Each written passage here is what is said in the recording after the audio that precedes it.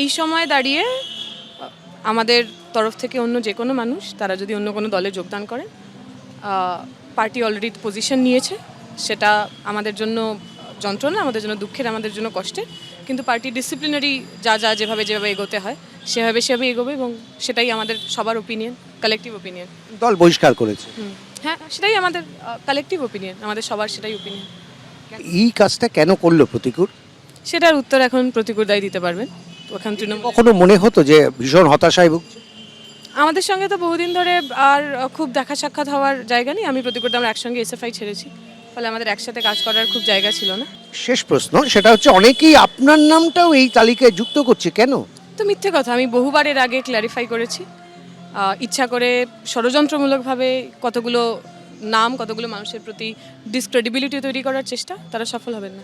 আপনিও লোকসভায় লড়েছিলেন, তৃণমূলের বিরুদ্ধে সবচেয়ে বেশি স্লোগান দিয়েছিলেন।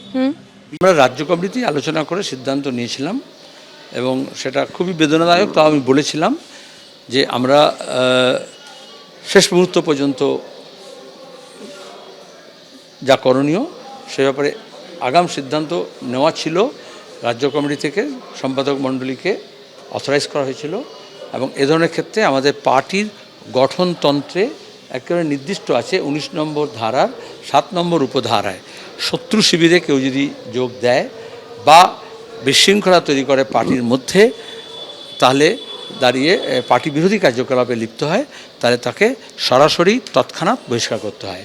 সেই গণতন্ত্রের 19 ধারার 7 নম্বর উপধারা অনুযায়ী আমরা সিদ্ধান্ত করলাম রাজ্য কমিটির তরফ থেকে।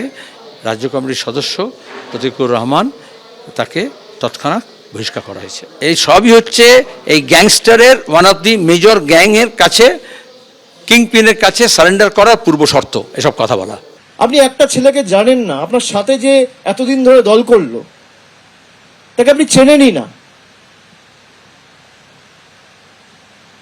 আপনি তাকে আগেই ঘোষণা করে দিলেন যে সে বেঈমান, সে গদ্দার। তার কারণ আপনার কাছে সে বশ্যতা স্বীকার করেনি, আপনার হ্যাঁতে হ্যাঁ মেলায়নি, আপনার স্তাবকে পরিণত হয়নি। খুব গায়ে জ্বালা সেলিম বাবুদের।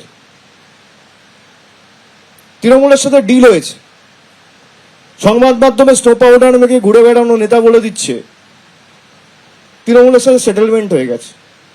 প্রতিকূলটা তো সিপিএম ক্ষমতা থেকে যাওয়ার পর কার্যত রাজনীতিতে আসার সুযোগ পেয়েছে।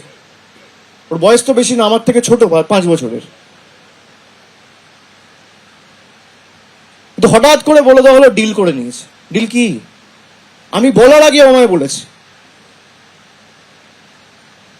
ঋতব্রত বন্দ্যোপাধ্যায় যখন এসেছিল, চাওয়া পাওয়ার জন্য আসেনি।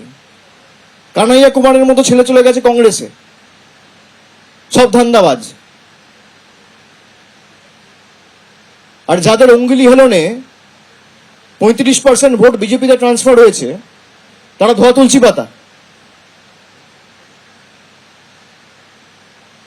তারা যবে থেকে দল চালাচ্ছে, সিপিএম চালাচ্ছে, সিপিএম এর 40% ভোট। 2016 সালে সিপিএম এর কজন বিধায়ক ছিল? কি এমন জাদুকাঠি 4% 5% ভোটে নেমে গেল 3 বছরের মধ্যে 2019 সালে?